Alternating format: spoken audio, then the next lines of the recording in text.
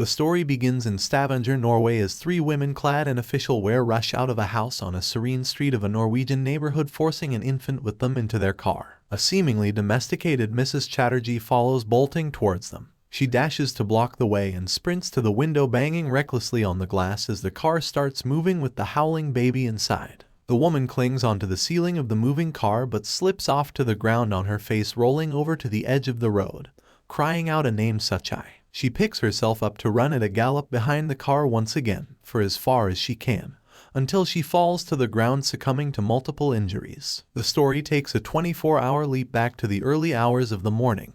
Devika in her kitchen jumps on to start with the routine household chores, playfully singing to her children, whereas Anirudh packs up for the day's hassle at work. As the familial bliss diffuses throughout the household, we see Devika at her hospitable best, serving cups full of hot piping tea to the inspection officers from Wilfred. The couple invites the officers for breakfast while Devika pours in milk and kneads with her clenched fists a batter to feed her 3-year-old Shub. As she hand feeds her boy, the officers exchange glances with each other, reeking of disapproval, which does not go unnoticed by Anirudh, who, in order to pacify the officers, calls Devika out to use a spoon instead, but to his disappointment, Devika shrugs the advice off naively. Moments later, Anirudh races to the door to leave for work in a hurry, with Devika following him to the car with his lunch, seeming annoyed with the routine inspections, and tries to express herself to her husband, who drives away unbothered. As she sees off the officers to the doorstep, they inform her about their upcoming inspection-aimed visit, where a senior officer from Oslo would accompany them, the visit which is meant to be the final review. The same morning, on the way to Shub's school, as Devika strolls Suchai's pram along with one hand and holds on to Shub with the other one, she recalls having forgotten Shub's school project, the Tree of Life, which she had designed delicately using rice crop, back home. Just when they enter the premises of the kindergarten, the teacher rebukes an apologetic Devika and takes her forgetful mistake for her disinterest in the curricular activities aimed at her child's quality learning. Devika disconsolately lets go of her son's hand while applying a coal mark on his forehead, which, according to Indian mythology, ensures to ward off evil eye, a gesture looked upon condescendingly and with suspicion by the onlookers and school staff. The very next day, as scheduled, the Wilfred officers visit the Chatterjees, who welcome them in. Officer Matilda inquires about Suchai's vaccination that was supposed to be done the same day, to which Devika informs her that it went smoothly.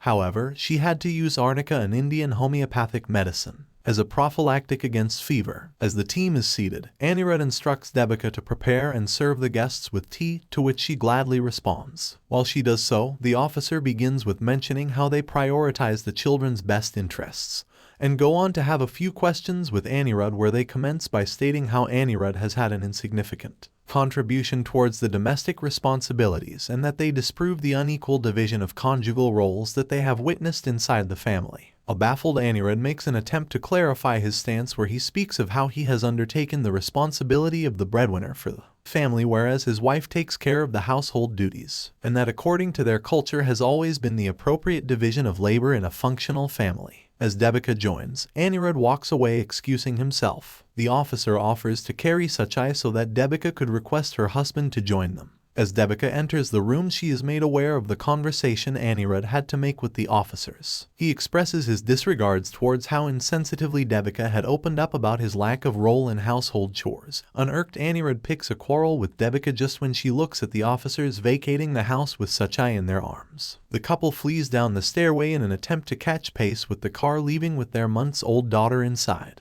Devika dashes to block the way and sprints to the window, banging recklessly on the glass window as the car starts moving with the howling baby inside. She clings onto the ceiling of the moving car, however slips off to the ground onto her face, rolling over to the edge of the road, crying out Suchai's name. She picks herself up to run at a gallop behind the car once again, for as far as she can, until she falls to the ground, succumbing to multiple injuries. In the meantime, Anirudh dashes with his car, seating his wife inside, and they make their way to Shub's school, where the officers had managed to reach before them. As the destitute parents wreak havoc outside the blocked main gates of the kindergarten, the officers manage to take their child away right in front of their eyes. Unwell Devika, as soon as she gains consciousness, engages in a conversation with the Wilfred's official translator, who informs the Chatterjees that post a 10-week-long evaluation, they have arrived at the conclusion that the Chatterjees have been negligent, and unable to look after their children, due to which the children's custody shall rest with the state till the date for committee hearing.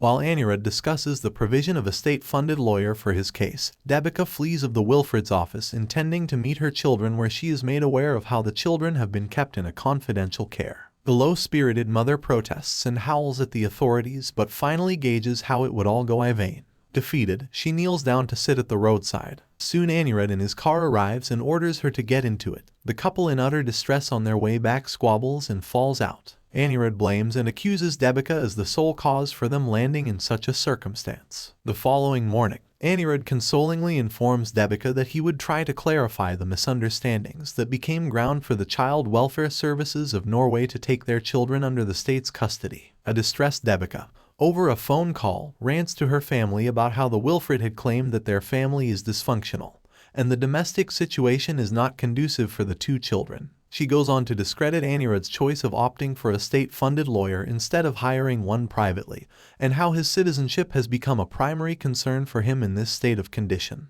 The following day, the Chatterjees meet Sunil Kapoor, their lawyer, who assures that they will be able to win back the children. However, after that they might have to settle down in another European state or leave for India altogether, otherwise the Wilfred would continue to hawk over them for the rest of their lives. 3 days later, as the children get permitted to meeting their parents inside the vicinity of Wilfred, the joyous parents cheer contently at the sight of the two young ones. The bliss radiates through the eyes of the parents as the gleeful children run into their arms. However, the officials express how shedding tears would negatively impact the children's psyche, and the demonstration of such a familial bond might hamper the kids' ability to intermix in their foster home, add restraint the desolated Chatterjees from prolonging the meeting any further. As 2 weeks pass by, the committee meeting is called, where the Chatterjees' lawyer Sunil Kapoor advocates how Wilfred, on the grounds of cultural differences, have wronged the Chatterjees. He goes on to explain how hand-feeding and coal application are both a tradition in the couple's homeland, and reinstates how diversity enriches a society,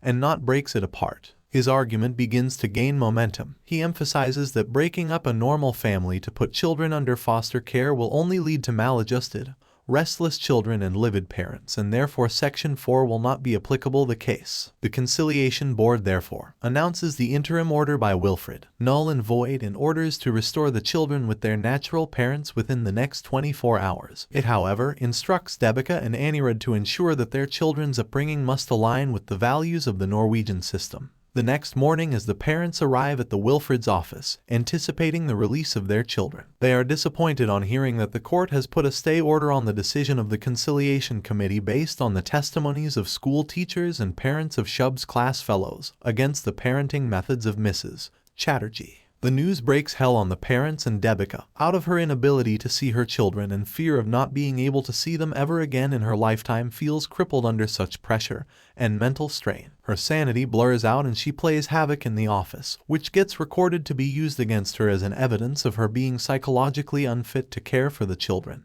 In the ballgame, another news breaks, this time that of advocate Sunil Kapoor being replaced from their case with Daniel Siepek. The following day, in the court's hearing, the Wilfred's lawyer states that the Chatterers are incapable of providing a secure environment to their children, and provides testimonies from the school's principal and psychologist, who both deem Mrs. Chatterjee uninterested in the education of her children on the grounds of delayed submission of multiple school projects. The child psychologist goes on to reinstate how Shub has been on autistic spectrum, and that Devika Chatterjee's lack of attention could be detrimental to his early development. Their case is further weakened when Biswa and Nandini Sarkar's complaint of domestic violence against Mr. Chatterjee is brought to the court's attention, after which the court is quick to rule that the testimonials presented by the plaintiff make it evident why an interim order was passed. The court rejects Mrs. Chatterjee's claim against the stay order. 2 months pass after the separation, and Devika, drowning in her sorrow, meets Nandini by the end of their street. Nandini links Devika up with another woman named,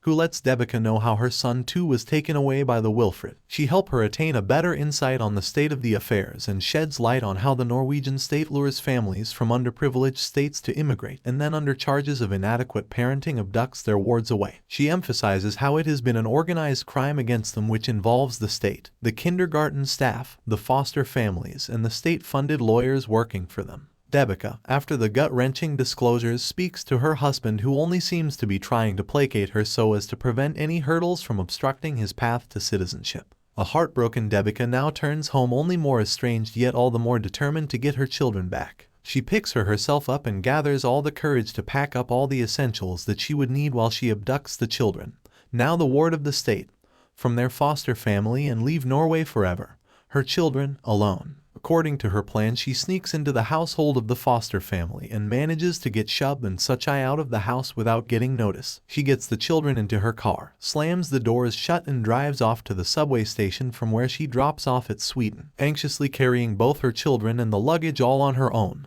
However, as soon as the authorities get to them, the children are snatched away and a baffled Mrs. Chatterjee, shattered once again, is arrested. Despite Mr. Siyupek's efforts, the charges of abduction of the state's ward and an attempt made at crossing the international borders illegally are pressed against Devika, and a deportation case is, therefore, filed. Anirudh, visibly frustrated with the recent chain of events topped with Devika's ungovernable, refractory behavior, loses his composure and quarrels with his wife as they reach home. As an unruly Devika yells and calls him out for his self-centered approach towards the restoration of the custody of the kids, and his unfair obsession with pushing his citizenship agenda first, Anirudh slaps her across the face. Devika, in retaliation, hits him back and is consequently dragged to a room and locked inside as a repercussion. As the days fade into nightfall, weeks become months, Devika's anger keeps bottling up inside her and she begins to lose all hopes.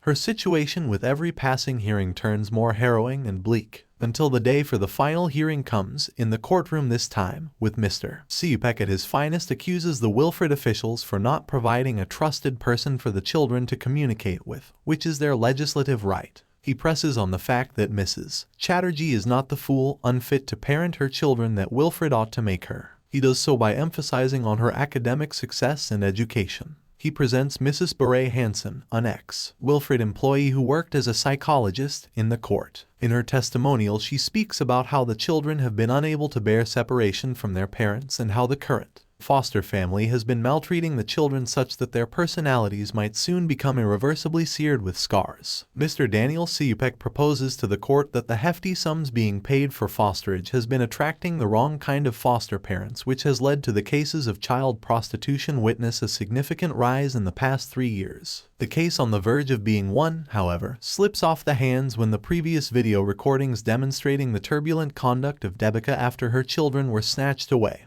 are played in the courtroom. The court, in the light of the evidence, rules that the children will be placed for a final adoption right away since the Chatterjee's petition gets rejected. As a sliver of hope in the dismal surroundings, Devika approaches an Indian minister who had come to Norway to sign a treaty. Devika's dire conditions appeal to Vasudha Kamat, who pleads to demolish the treaty as a gesture of protest against the injustice. Devika's call gains momentum and a massive protest against Wilfred gets stirred up in both Norway and India. Pressure mounts upon the organization in the state of Norway as the demonstrations accelerate. Seeing the case of the Indian parents open throttle, the Norwegian and Indian government, along with the representatives from Wilfred, round up to conclude that the Wilfred is still not in the favor of handing over the children to Mrs. Chatterjee. However, they could only allow her to elect a foster parent for her children. Devika, who wishes to elect her parents, is told that their age would become a barrier, and therefore Anirudh convinces Devika to elect his brother Anurag as the foster parent, who had secretly agreed to a deal with Wilfred to share the fosterage money that the state would provide to him in lieu of caring for the children. In the meantime, Anirudh pacifies Devika with words of compassion. He holds her hands to promise her that as soon as the children would be sent to Anurag in India, he would hand them over to their mother. Devika and Anurag's election as the foster parent is their only hope to get the children out of Norway to India, where soon Devika herself would get deported. The solace she finds in the commitment of her husband leads her to signing the documents. Unaware of the secret settlements, Devika reluctantly agrees with Anirudh. He is soon deported to India, where she settles down to live with her parents and joyously awaits the return of her children to India. As Shub and Suchai are sent to live with their foster parent Anurag, an overwhelmingly excited Devika rushes to meet her children. However, she soon discovers the fraudulent settlements that Anirudh along with his family had devised against her when they refused to let her meet the kids, shove the divorce documents onto her face, and propel her outside the house violently. 2 years post-separation, Devika gets a chance to plead her case in the High Court of Kolkata, West Bengal, where her lawyer successfully proves that the children have been unsafe under the custody of Anurag Chatterjee, and requests that Devika Chatterjee must become the sole guardian of the children, since she is the biological mother. Just when the case seems to take this turn in Devika's favor, she notices Mr. Daniel Singh Sepek walking towards the bench to approach the court on behalf of the government of Norway. He requests the permission to plead the case of the Norwegian government in India, since it has paid a sum of 8 million in the span of the past 14 months for the welfare of the children, to Anurag Chatterjee. As the court allows Sepek to put forth his plea, he expresses how Shub being on the autistic spectrum would be able to get the best facilities in Norway, and how the Norwegian government prioritizes the children's best interests as it would be the most suitable environment for them. Children to grow up into adults with the finest opportunities. He puts forth his concern that Devika Chatterjee had herself agreed to Anurag becoming the custodian, and upon reaching back India has filed a case to rob him off the guardianship. He implies that Devika had strategized to attain the welfare fosterage money from the Norwegian government. Devika's lawyer's timely intervention interrupts Sepek's case. She illuminates how Devika, despite being deserted by her husband, has fought to propel her case further since the past 2 years. She clarifies about the confidential settlement Anirudh and Anurag had made with the Wilfred and finally seeks permission from the court to cross-examine Mr. Sepek, who himself had advocated for Devika to retain her children's custody back in Norway. As Mr. Daniel Singh Sepek bears witness, his words become the fulcrum about which the court's decision settles. In his testimonial, he states that as far as he has known Devika, she would never put her children's custody at stake to leech off the fosterage money. In the meantime, Devika's medical certificates made in both India and Norway suggest that she is mentally capable of caring for her ward. The judge, after allowing Devika to meet the children in his chamber, experiences the sheer feeling of gratitude and contentment that radiates off the children's faces. He gets to witness the maternal affection and the natural instinct to nurture in a mother that could never be expressed in quantifiable terms. Therefore, in his ruling, he states how the decision will become a landmark in the history of global judiciary as the only one where empathy compelled the legislations to succumb to the perseverance of a mother like Devika Chatterjee, who resiliently fought for get reunited with her children in times when their unity only seemed like what could possibly have just been a mirage.